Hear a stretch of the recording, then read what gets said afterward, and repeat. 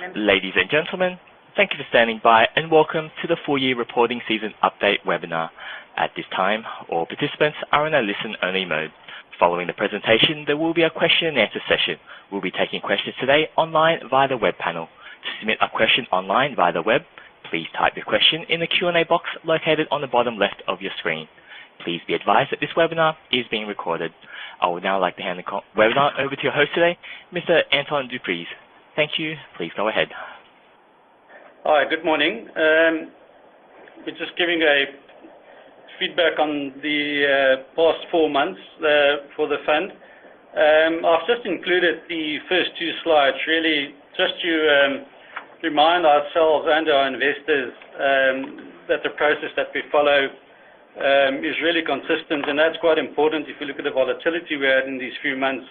And we remind ourselves every morning when you come into the office, you know, that we've got the ability to go to cash. We don't have to follow a benchmark, which in these volatile times actually gives us a lot of flexibility in the sense that you don't have to sell one stock to buy another stock. You know, if you track a benchmark, you have to substitute to one of the other. And, you know, in times like these, it just, you know, tells you that we've got more optionality. So if we can go to, if we can move to slide 4.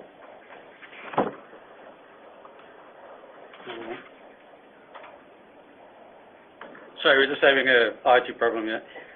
Okay, so if we go to the fund performance, obviously August, the 1 month performance was, you know, a very tough month for us, you know, in the fund and obviously for the market.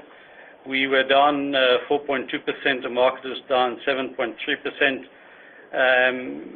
3 months and 6 months, you know, it was just part of the market volatility.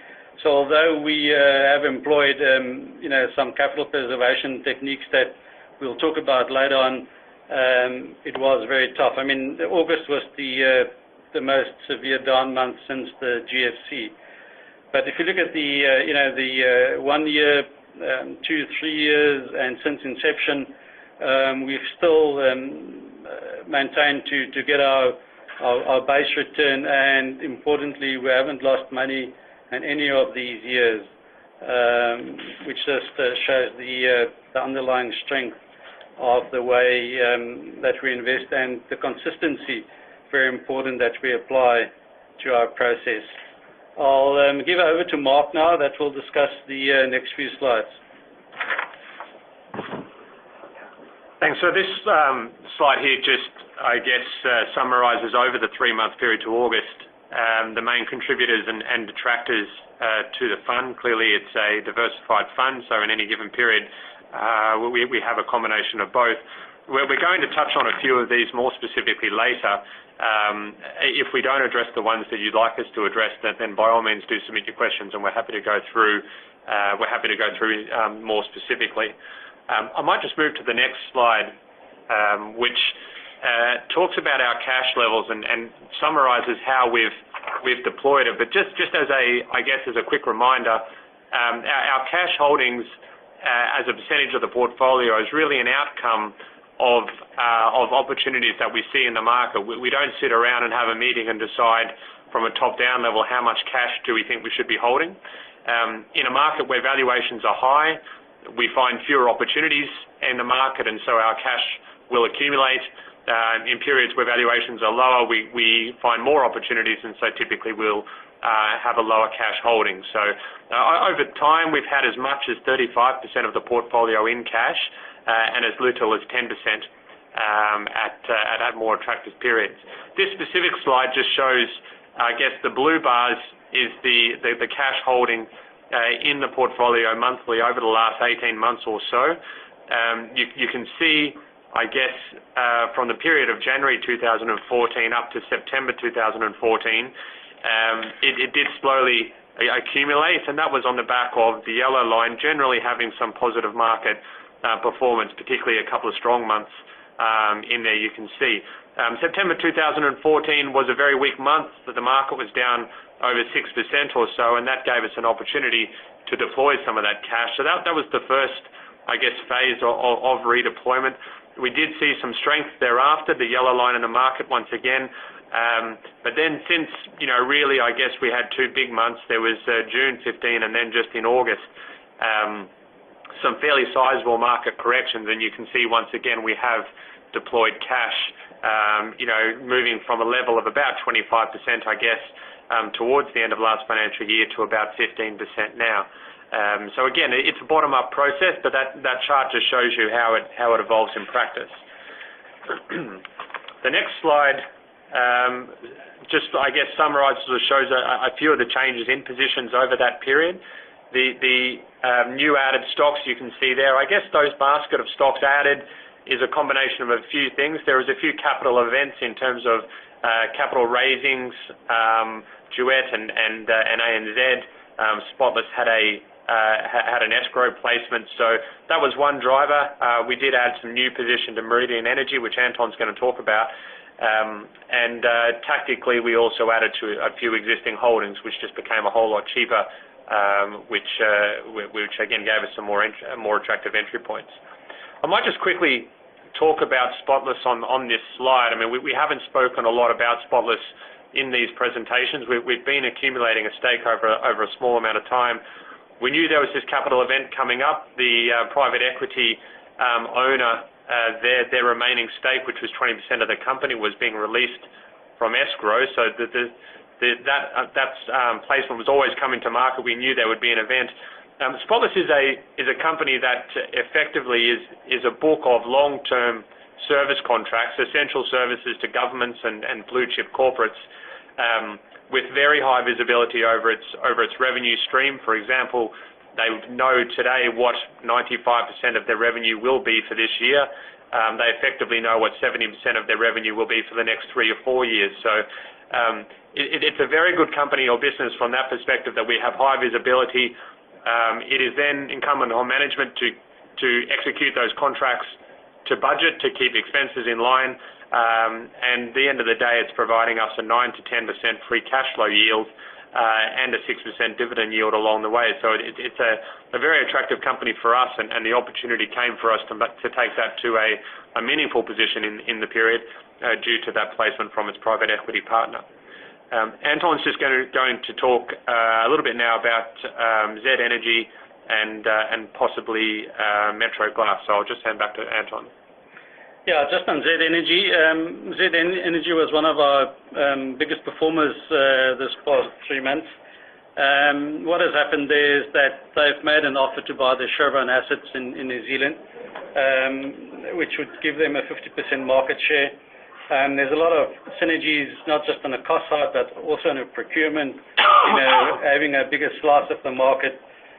This process is still dependent on the Commerce Commission, to approve it, but we've done detailed work and have spoken to lawyers and the companies and some of the competitors, and the probability of this deal going through is about 95% plus. If the deal goes through, it actually puts the company on a 10% cash yield, which is very cheap. Currently, it's on a 15 PE, so it's still relative good value, but that is a very good holding for us. I just want to quickly touch on Duet as well. They had a capital raising when they bought Energy Developments, which is also a utility, but more of a generator. There was a bit of skepticism in the market about the deal because it's not your true utility.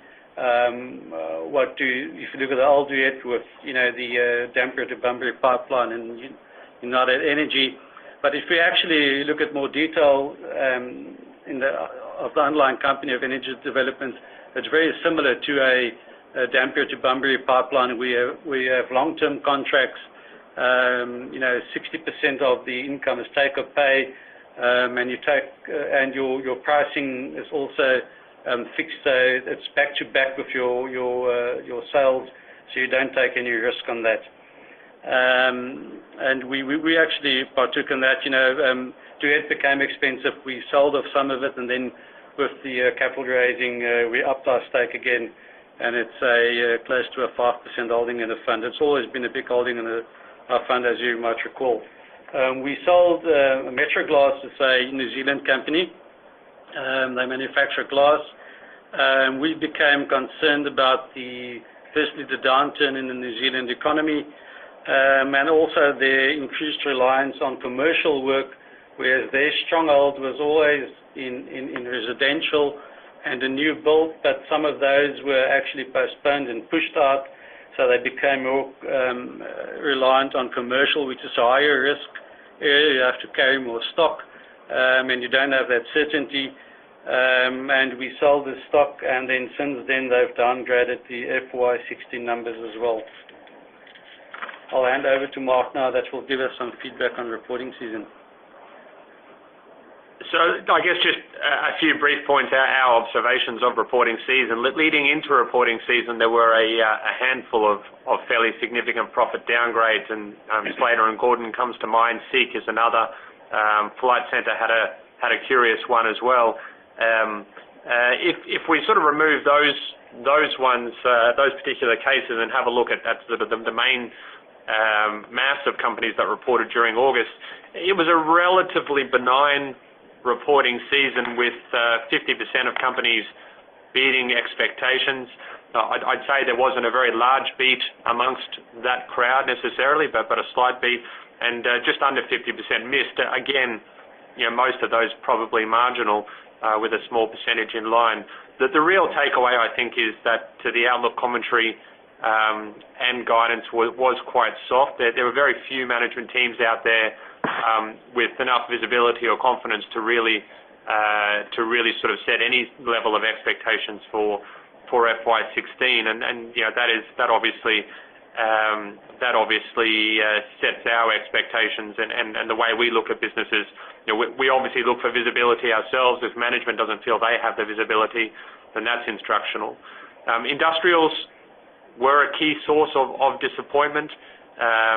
There was a handful of stocks in there. I mentioned Seek, Telstra even, Ansell. Some of these companies did come out and missed a little bit more substantially. But revenue growth really across industrials was very low. It was close to zero in the period. Retail is, however, still quite resilient, and I guess particularly those stocks that are exposed to housing markets, so your Harvey Normans and your JB Hi-Fis, etc. But even the likes of Super Retail for us reported quite good momentum, and Wesfarmers as well. Probably a feature amongst the financials was, of course, the capital raisings amongst the banks. We were a bit surprised by the market reaction to these. I mean, it was really an expected series of events that all the banks were going to have to raise capital. When they came to market, there did still seem to be quite a negative reaction on the days that each of them did actually have their raisings, which again, surprised us a little bit, but that is what happened. Post-capital raisings now that the banks have to hold more equity, there is clearly a focus being communicated on high ROE businesses now. They've got a higher equity base, so they need to be more discerning about still maintaining the sort of attractive returns on that. So portfolio and mix is becoming very important amongst the financial players. In the resources mining, it's really just a continuation. The relentless cost cutting from BHP and Rio continued. So mining services companies not yet out of the woods. And across the board, capital management is still an ongoing theme via buybacks or higher dividends. Not a whole lot of companies out there necessarily announcing, growth agendas, to reinvest and to reallocate capital that way, which would obviously be a more constructive story for the economy if it was the case. In terms of the outlook, we've thrown a number of points here that they're probably all quite familiar to. The two that I'd sort of point out, I guess, on a positive and a negative, the uncertainty regarding Chinese stock market and its underlying economy really has been the news of the last 6 or 8 weeks or more. And it is a very serious issue for Australia. In particular, there is a handful of stocks that are directly exposed to that, and the miners do come to mind amongst a few others, but clearly the Australian economy is very reliant on China as an export partner, and so I think a negative impact really does get applied across the whole market. In terms of our exposure, we really only have Rio Tinto that has a direct, meaningful exposure to China in our portfolio, and that is about 3% of the portfolio. Our top 5 holdings, and even if we go down the top 10, would not be immune in a market correction led by a Chinese collapse. However, from a direct earnings and free cash flow perspective, the impact would be far more limited. So it is something we put our mind to as a market risk, and obviously we like to dissect that between direct earnings and just broad brush de-rating.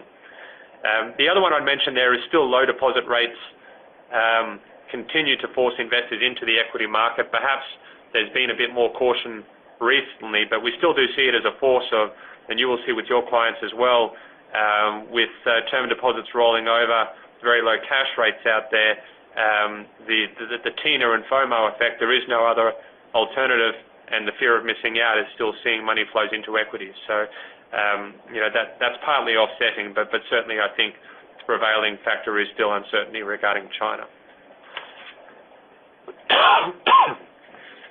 Just to talk about now a few stock-specific, and I mentioned before, Crown was was a negative, a detractor in the earlier slide over the period. So just really to give an update on what's happening there and how we're looking at it. As a reminder, what are we buying when we buy Crown? Well, effectively 70% is the domestic casino business, and about 30% is the stake in Macau. The domestic casino business has actually proven to be very, very strong. The fundamentals there have been every bit as good, if not actually better than what we were expecting. Growth in Melbourne is going very well. Perth is even holding up very well despite the weakness over there.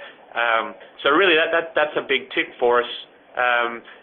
It is the Melco Entertainment which has been the drag on the stock, and Macau is still going through a correction over there, led by a crackdown on corruption, etc.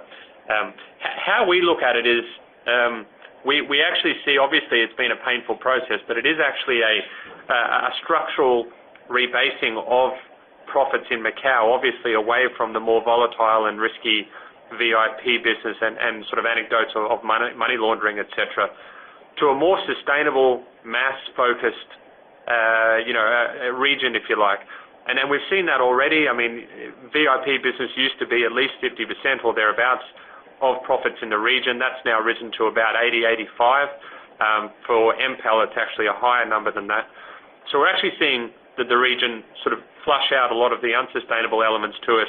And I guess everyone is just still looking for the landing of where the rebasing does actually occur. And there's been evidence over the last couple of months the absolute spend in Macau has actually stabilized and is actually showing some signs of improvement. I don't think we're out of the woods with Macau yet, but that is the process which is ongoing. To be clear, in our valuation, we have a very large margin for error, so we value the MPEL shares at around about $11 a share versus the $17 that they trade at on the New York Stock Exchange. So when we do our sum of the parts for Crown and looking to see, does value stack up here, we're including a value for Melco well below what the market currently does.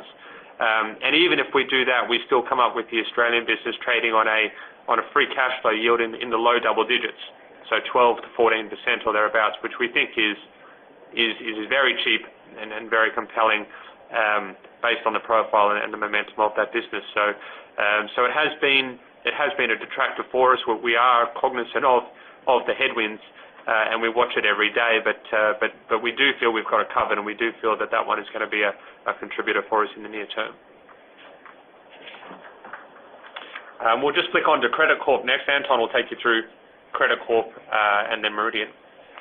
Okay, Credit Corp is one of the larger holdings in our fund, and this is a good illustration of where the market might misinterpret the news flow. So if you look at Credit Corp, 75% of the business is a collections business and 15% is a loan book business. Now, during August, Westpac actually announced that they're not going to fund any payday lenders anymore, which in our view is more of a PR exercise. So they've informed cash converters, M3 Money and all those guys that are not going to fund them anymore, and also Credit Corp. But if you actually look at Credit Corp, they're definitely not a payday lender. The average size of their loans varies between $1,500 to $4,000, and the duration is 18 months to 2 years, and some of them even up to 3 years. But with the whole negative news flow in the media, the stock sold off based on that, because everyone just assumed that Credit Corp is also a payday lender, and it got brushed by the same negative news. The business is still a very resilient business. Management actually is in a process. So this is only from FY 16-17 as the funding rolls off, that Westpac will cease to fund it. But I've already had offers from all the other big banks to replace that. So based on the cost of funding, it won't have any effect on the business, and it's still business as usual. But this is a good example, just where you need to understand the underlying detail, and events like that actually give you a good opportunity to acquire. The current business currently yields a 9% after-tax yield, which we think is great value, and growing at 15%. So that's always been one of our better holdings, and this short-term negative news actually gave us the opportunity to top up in that. Another sector that we've added into the portfolio that hasn't been there before is really the gentailer sector in New Zealand. So it's your generators and combined with retailers. You can remember most of them IPO'd about a year, 2 years ago. We established positions in Meridian and Contact Energy. I'll talk more about Meridian. Contact was really based on the sell down of Origin that gave us the opportunity to establish a position there. So why have we gone into these businesses? Firstly, the market is dominated by 4 gentailers. They control about 94% of the market. These are stable. All these companies have got stable earnings profile. If you look at the interaction between wholesale and retail, so in general they'll generate energy, they sell it into a combined wholesale market, and they buy it out of this market. So the wholesale prices might be volatile, but it gets compensated in your retail business. So it's just a shift of profits between wholesale and retail. So you've got a natural hedge there. As I said before, it's really stable earnings. It's long-term contracts, and specifically if you look at Meridian, they've got a 30% market share of the 4 gentailers.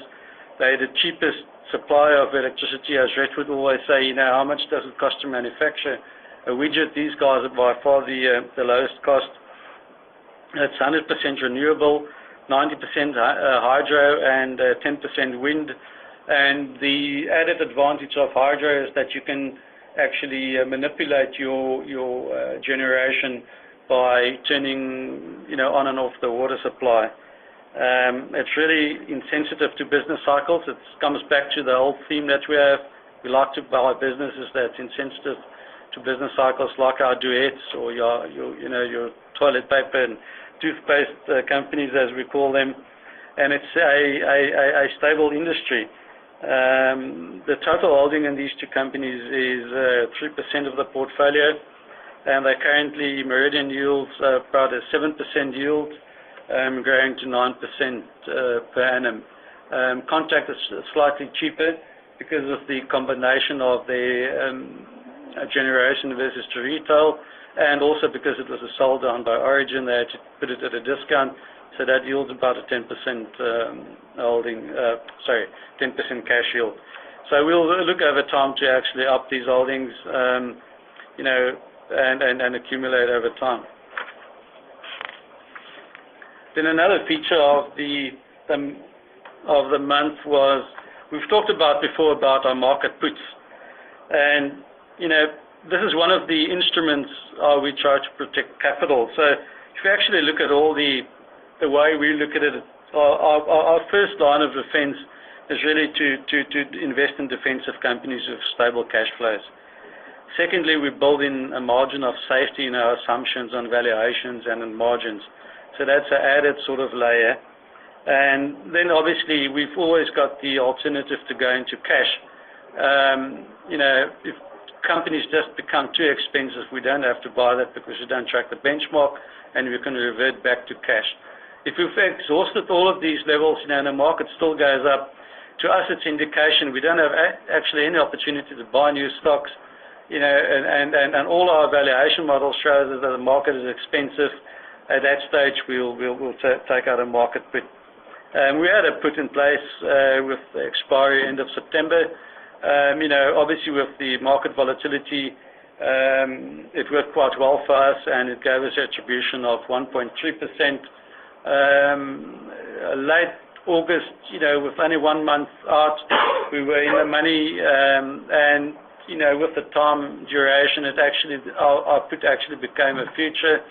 As you know, we don't try and make overall calls in the market, and we also had the risk of losing quite a bit of money, so we cashed in our put, and as I said, it gave us a 1.3% attribution. If we go to slide 14, so I think we're running out of time here. These are our top 10 stocks. It's, you can sort of ask us question time about it if you want to know more about it, but as you can see, there hasn't really been a major change in that. I think they've been very similar for the past few months.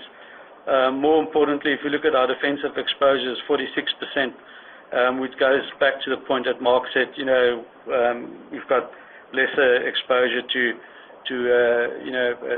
a direct exposure to China because they're all local cash flow, sort of utility stable companies. Our only resources exposure is Rio Tinto, and then consumer discretionary, which includes Spotless, is 18%, and our non-Aussie dollar exposure is 22%. That's also been quite stable over time. I'll just give over to Mark that will just go through the fund performance. We'll just be very quick. Actually, this slide just shows that the relative since inception, so we're obviously pleased to still be generating a good absolute return there first and foremost, but also, I guess, relative to the market. But if we move on to the next slide, this chart sort of really sums up, I guess, how we would want the fund to behave relative to the market, and you can see the distribution. It effectively is the number of months since inception at each of the performance increments. We would expect to have a lot more months coming in that tighter sort of 0 to 1 or 1 to 2% range. We would expect to have less months at the extreme low end, but also less months at the extreme high end. So the volatility, if you like, should be lower, and I guess that chart there does actually show that has in fact been the case. And just finally, if I move on to the final slide, if we were to summarize them, that the slide a few moments ago showed our relative performance versus the market since inception, and then quite a high outperformance of the market. This chart here pretty much shows you the main reason why, and the main reason why is that the market had a very large drawdown in the 09 financial year, and a sort of a not as large but still a drawdown in the 12 financial year. And those drawdowns obviously do take a while to recover that performance over a multi-year period. It is something that we're very pleased that we have never had a negative year, even in that GFC year, and that is that focus on capital preservation. So whilst there might be some years that the market shoots the lights out, and we might not be there as strongly, and 2014 you can see might be one of those years. Over time, that's that occasional drawdown year which will we would really look to make up and sort of deliver the outperformance or the steady performance over time, I guess, is probably the better way of summing it up. So there's a chart at the end which just shows some of the income growth figures, etc. I don't need to read through all of those, but that's effectively the end of the prepared comments. And if there are any questions, we can address them now.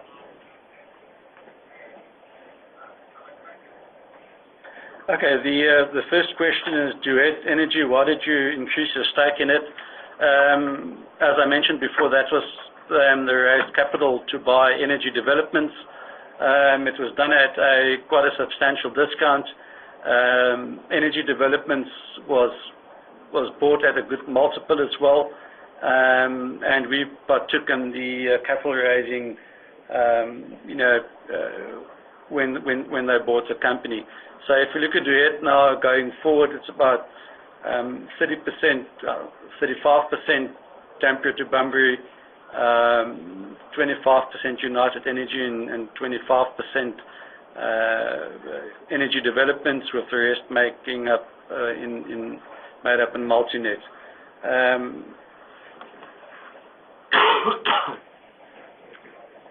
The next question is, why did you trim CSL? It just became very, it was toppy, and we actually trimmed that, I think it was in more July, but it was very little that we trimmed. It was, a few shares that we sold. It wasn't we had to mention it because we trimmed it, but, CSL is still one of our main holdings that we have. What do you think? Next question is, what do you think of Slater & Gordon over the next 12 months? Listen, we don't really cover Slater & Gordon, so I can't give you an informed, view on that. They had problems in the UK with, the reporting, but, we haven't covered it in detail, so sorry, I can't give you an answer on that one. Probably also feels maybe not binary, but there's a number of non-business factors there that we don't feel we have visibility to predict or anticipate. So it still probably is in that basket where it's a bit of a punt as opposed to something we could have conviction over. There's a question about why Rio Tinto over BHP. Firstly, we don't look at the one over the under, but our investment thesis on Rio Tinto is actually quite simple. As you can recall, we've never had exposure to commodities in the fund for close to 6.5 years, and we always maintain that it's too difficult to predict the cash flows that you can get out of these companies. They're quite complex. You have to take a view on spot prices. You have to take a view on different currencies, FX. There's about 11 currencies within Rio. The reason why we entered Rio is that the share price actually implied a spot iron ore price of below $50. If you look at Rio Tinto, 70% of the earnings is really derived out of iron ore, the rest of aluminium and some other smaller commodities, but the main driver really is your iron ore. Rio Tinto is by far the lowest cost producer of iron ore. The marginal cost, your cash one or your C1 cost, is only $17, so you've got a massive margin of safety there, including all the overheads. You look at a all-in cost of $23, with the iron ore price at $54. It just gave us that margin of safety, and we think you have to buy these things when all the bad news is in the price, and longer term, we'll get a very good cash flow out of this. If you look at the capex cycle also of the company, since 2003, the capex was about 5 billion. It went up to 18 billion. It's down at 5 billion now. So by cutting capex, and opex, it actually becomes a very good cash generator. There's another question from what can we expect returns from the fund till Christmas given the market volatility? Well, that's not that's not an answer or a question I can actually answer you. But the way I can answer that question is that if you look at our portfolio, across the whole portfolio, the cash yield of the portfolio of all the stocks that we have is about 8%, and that's really our base. We'll get paid 8% cash flow out of the portfolio. We might have short-term, deviations and variations on share prices, but we can't predict the market, and that's not part of the way we invest. And our whole investment process, which actually bottom-up stock picking, so that's the only sort of way I can answer that, is that we're quite comfortable with our 8% yield across the portfolio, cash at 15%. We still have got a lot of leeway to invest in down markets. There's another question about business confidence and potential upside risk given the change of Fed political leadership. Mark, I don't know if you want to talk about that. Yeah, again, so without trying to sort of enter the political sort of commentary, I think the general acceptance is that the new regime, if that's the way of putting it, is going to be at least perceived in the first instance as being more business friendly. So we could well see an initial boost of confidence from that respect. I think a little bit more tangibly, as we said before in the outlook, companies are still quite cautious in their guidance and their outlook from reporting season. I think it will take a little bit more structural change from the government in order to really give a sustained improvement in confidence. Malcolm Turnbull clearly still has a lot of work to do. The government still has a lot of work to do in Australia. Having a new Prime Minister might go some way to helping that, but I would say maybe our expectation is for a short positive reaction, but more fundamentally, I think we need to see some more policy and some more action from the government to start actually getting more excited. So maybe we see in the next few surveys a bit of a step up, but we wouldn't be chasing that momentum initially. Okay, there's another question. Does your income return in tables include franking credits? So that's the distribution you get out of the fund, so that doesn't include the franking components. Question from Greg. Do you see issues with the Big Four banks' future profitability? I don't think so. The whole issue about the banks was they had to raise more capital because of APRA and Basel III. The banks it's actually got very resilient business models. They've got exposure to the housing market. We can debate this forever, if there's a bubble in housing markets, but more importantly, if you look at the loan-to-value ratios of the banks on their mortgage portfolios is only 60%, which gives them a massive buffer. They're very well provided, so it's really a proxy of economic growth. All the banks also are, focusing on your higher return ROEs business, so we might see a bit of a sales mix, and that is due to the capital requirements of underlying products. But I can't see an implosion of profits or anything like that in the banks, and we're quite comfortable with the outlook there. It's another question. Are there any stocks that have surprised you on the downside that you have exited in total? There's quite a few stocks that surprised on the downside, but they weren't in our portfolio. If you look at very short term, when Caltex reported their earnings, the stock was down 4%,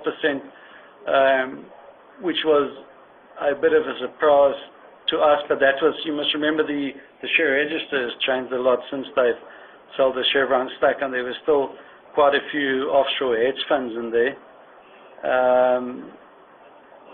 Is there anything you want to add there on surprises? I mean, Crown was a bit of a, Crown had a very strong domestic performance. They did have some increased corporate costs, which raised a few eyebrows and on the day, so that probably offset what was otherwise a very strong performance. We haven't sold down on that stock as a result, but there was a bit of a reaction that way. And maybe, if I'm looking at a list, Tat's wagering business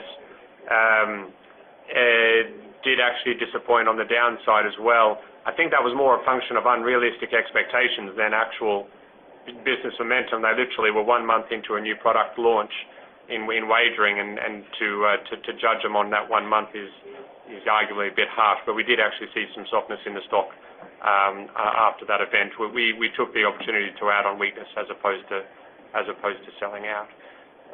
But I can't recall anything in the portfolio which we have disposed of as a result of. No, we haven't sold anything. Yeah, in that sense. Metro Glass we sold, but that was way before they announced the profit downgrade. So yeah, there were none. Okay, so those are all the questions. Thank you very much for attending the webinar. If you've got any further questions, feel free to call me or Mark or Rick. We've got an open door, so please, if you want to know anything about a fund, please call us. Thank you. Ladies and gentlemen, that concludes our webinar for today. We thank you for your participation. You may now